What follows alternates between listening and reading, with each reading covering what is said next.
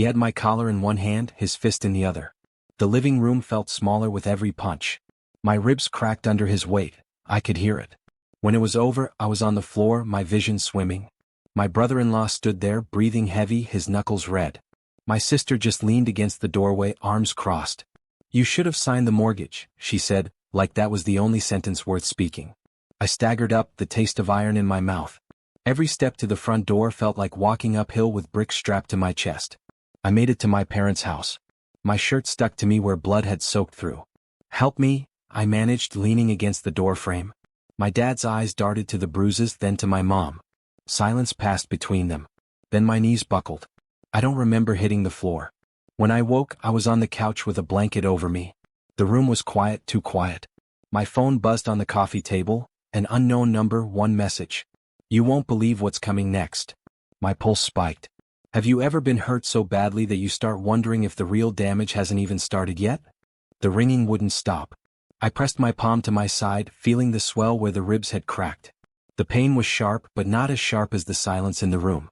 My parents sat at the dining table, coffee mugs in their hands, acting like I wasn't bleeding on their couch. Mom finally spoke without looking at me. "Why'd you pick a fight with him?" I let out a dry laugh that hurt. "You think I started this?" Dad shifted uncomfortably. "If you had just signed the mortgage, none of this would have happened." There it was again, the same sentence my sister had thrown like a knife an hour earlier. A paper I refused to sign because I knew exactly what it would do. Tie my name to a $480,000 loan for a house I didn't live in, with people who didn't care if I drowned under it. But in their eyes, I wasn't the victim. I was the problem. Another buzz from my phone. Same number. This time, just a photo. My car parked outside my sister's place, its windshield spiderwebbed in a perfect circle. Dad glanced at the screen. "If you'd stop making enemies in your own family, maybe—" I didn't let him finish. I stood, my body screaming in protest, and headed for the door. "Where are you going?" Mom asked. "To let someone else ask the questions you won't." The police station smelled faintly of coffee and old paper. An officer at the front desk looked me over. "You want to file a report?" "Assault and property damage," I said. They took my statement, took photos of my injuries, and asked if I wanted to press charges. I nodded. But halfway through the paperwork, another officer walked in, holding a clear evidence bag. Inside was a small black flash drive. "This was dropped at the station earlier," he said. "No name. Just labeled with today's date." The desk officer plugged it into a laptop. A grainy video appeared. My brother-in-law's voice, unmistakable. "Don't worry. If he doesn't sign, we'll push him out another way. A few bruises, a scare, he'll fold."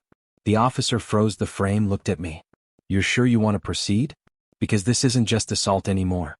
This is conspiracy." I sat back, ignoring the ache in my ribs. For the first time that night, I realized I wasn't the one cornered. The officer paused the video again, zooming in on the background, my sister's kitchen. The same chipped backsplash, the same fruit bowl she kept for decoration but never touched. "You said this happened tonight?" he asked. "An hour ago," I replied. He leaned back in his chair. "Then they didn't expect this to surface so fast. You'll want to stay reachable." I signed the paperwork, my hand trembling more from the adrenaline than the pain. When I stepped out into the cold night, the station's fluorescent light spilled onto the pavement like a stage spotlight. It felt like the first moment I could breathe all evening. I didn't go home. I didn't go to my parents' place either. I just drove, slow, careful, every turn of the wheel reminding me of my ribs. At 7:14 the next morning, the call came. "Mr. Carter," the officer's voice said, "we're serving the warrant now. You might want to be nearby." I parked down the street from my sister's house. From the shadows between two oak trees, I watched as a police cruiser pulled up to her curb. Another followed. My brother-in-law stepped outside in gym shorts and a hoodie, yawning. That yawn vanished when he saw the uniforms. Two officers approached him.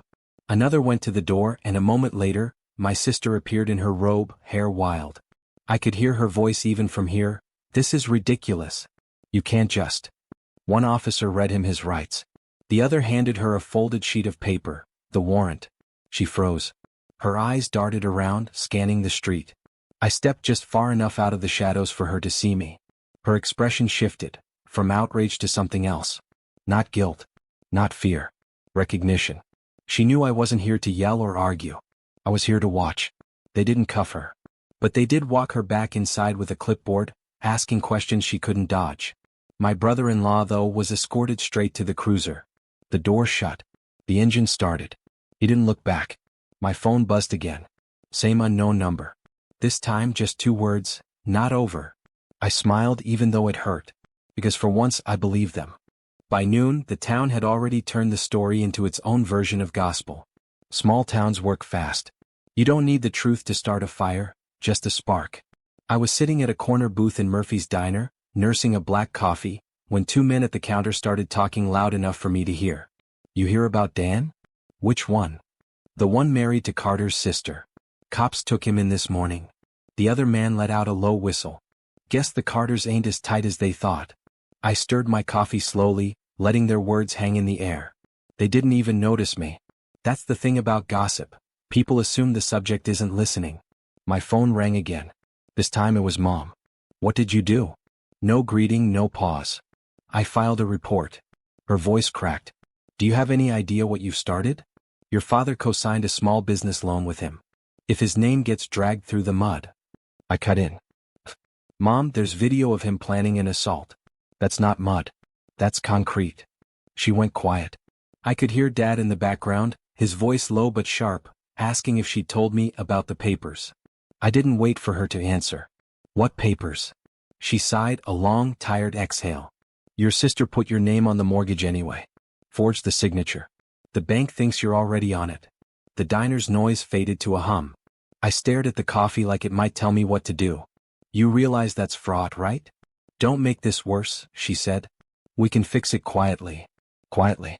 That word always meant without consequences in my family. For them, anyway. I ended the call without another word. The truth was clear now. This wasn't just my sister's mess.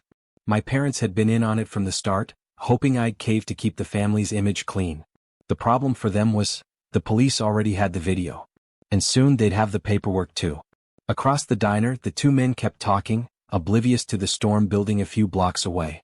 I left a $5 bill on the table and stepped out into the cold, my breath sharp in the air.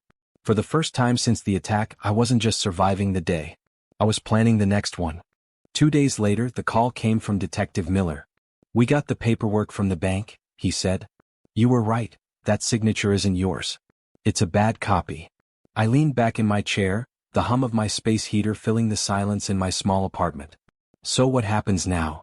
"Fraud investigation," he said. "We'll be contacting your sister. But here's the thing, she's going to realize fast that whoever handed us that flash drive also gave us these documents.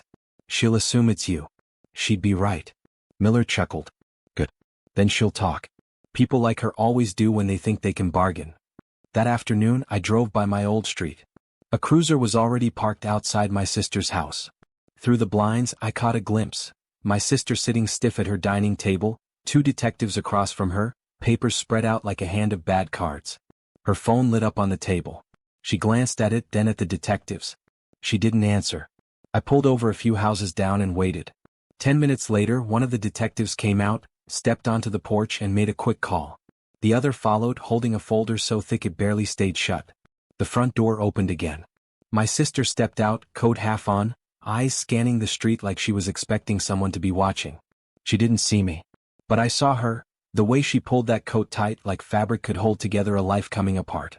That night, the unknown number texted me again, "You think you're winning." I didn't reply.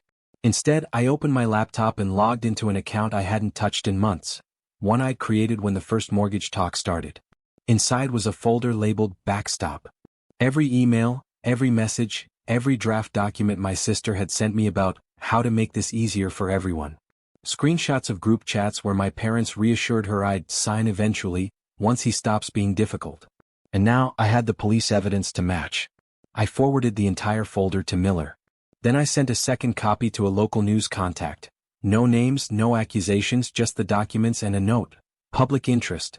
Check the county records. If my sister thought this was about bruises and broken ribs, she hadn't even seen the starting line. Because bruises fade. Paper trails don't. It started with a single headline on the county news site. "Local couple under investigation for mortgage fraud, assault conspiracy." There were no names in the first article, just vague details. A forged signature and alleged assault, an ongoing police case. But in a small town you don't need the name. You just need the outline and people will draw the rest themselves. By the next morning the outline had a name. And a face. The photo was from a community fundraiser. My sister smiling with a check in her hand, my brother-in-law beside her. The caption didn't spare them. Neither did the comments. When I went to get my coffee that morning, 2 women in line ahead of me whispered her name like it was a curse. One of them noticed me, her eyes widening. She didn't say hello. She just turned back around as if guilt was contagious. By noon my phone rang. Dad, do you have any idea what you've done? His voice was tight, like he was holding the phone in one hand and his forehead in the other. I didn't write the article. You fed it. I sent documents to the police. The rest is public record. In the background I heard Mom saying something about closing accounts and keeping the house off the market. You think this is just about them? Dad said. If the bank decides we were involved. I cut him off. If the bank decides you were involved, maybe it's because you were. Silence. Then the line went dead. That night, the news site updated the article. A new paragraph. County records show additional family members may have had knowledge of the mortgage application. Officials declined to comment further. I didn't need them to comment. The message was clear. The circle was widening.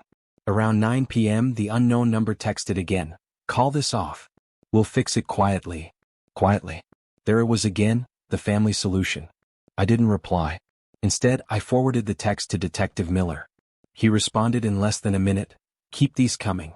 Every word matters. Before bed, I opened my laptop one more time. I pulled up the county property records, found the listing for the house tied to the mortgage, and submitted a public request for all related filings.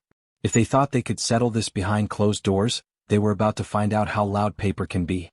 3 days after the article, I got a call from an unfamiliar local number. Mr. Carter? A man's voice asked. Yes. I'm calling on behalf of your sister and parents. They'd like to resolve this without escalation. The word escalation sat there like bait. I'm listening. We've spoken with the bank, he continued. They're willing to amend the mortgage, remove your name, and compensate you for the inconvenience. Compensate me? I asked. Like I'm a customer who got the wrong sandwich? There was a pause, then the figure, $12,000. I almost laughed. That was barely a fraction of what they tried to saddle me with, not counting the medical bills from the assault. Tell them no, I said and hung up. An hour later, Mom showed up at my apartment. No warning. She stood in the doorway with a grocery bag in one hand, as if she'd come to check on me. Please, she said. Think about your sister. She's losing friends. Your father can't show his face at the club. Maybe he should have thought about that before co-signing fraud. Her face tightened. You've made your point. Let's end it before everyone gets hurt. I stepped aside so she could see my small desk, the open laptop, and the neat folder marked ongoing correspondence, County DA. This isn't over because I haven't decided it's over, I said. She left without another word. That night, the unknown number sent one final message, last chance. I replied for the first time, not for me. The next morning, I mailed 2 sets of documents. One to the bank's fraud department, the other to a state-level housing regulator. No press. No speeches. Just paperwork. By Friday, the bank froze the mortgage entirely pending review. My sister couldn't refinance. My parents couldn't use the house as collateral for anything. And my brother-in-law, still out on bail, now had no property to return to. They thought they were playing a family game where secrets stayed in the family. I just changed the rules. The bank's investigation moved faster than anyone expected. By the second week, I got a certified letter confirming what I already knew. My signature was forged, the mortgage was invalid, and all liability was void on my end. The next day my sister called. Not to apologize, she never used that word in her life. You didn't have to do this, she said, her voice low. We could have worked it out. You mean quietly, I replied. Silence. Then she tried a different angle. Do you know what this looks like for us? For Mom and Dad. I do, I said. That's why it's over. I hung up before she could answer. A week later the house went on the market, not because they wanted to sell but because they had to. The bank wasn't extending the loan, and the fraud investigation meant no other lender would touch it. The listing was bare bones as is. Immediate possession. Translation: we need out now. I drove by on a Saturday morning. A few people walked through the open house, their footsteps echoing in rooms that had once been filled with loud dinners and family photos. Now the walls were bare.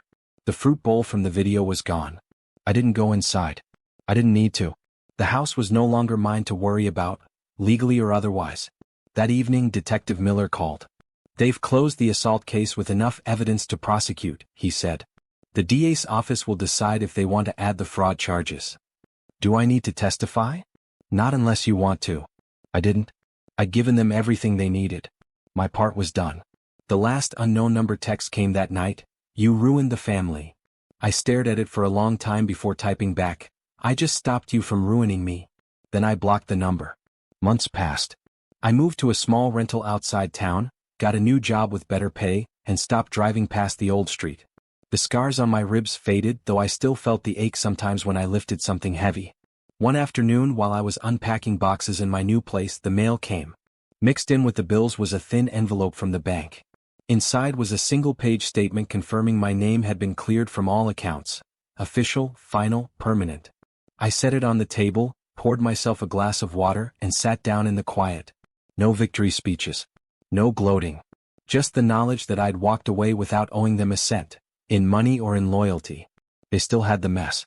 I still had my life.